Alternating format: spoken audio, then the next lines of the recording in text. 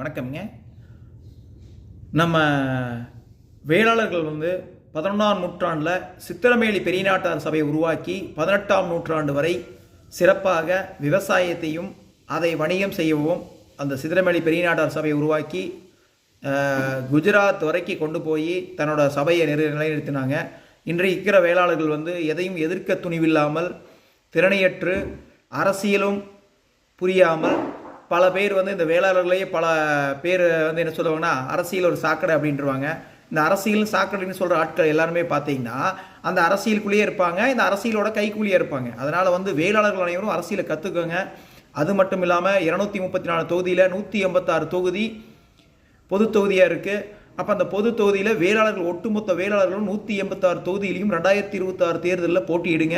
வேளாளர்கள் ஒற்றுமையை நிலைநிறுத்துங்க. வேளாளர்கள் தனித்தனி அமைப்பாக பிரிஞ்சு கிடக்காமல் ஒன்றாவாங்க. ஒன்றிணைந்து வந்தால் மட்டுமே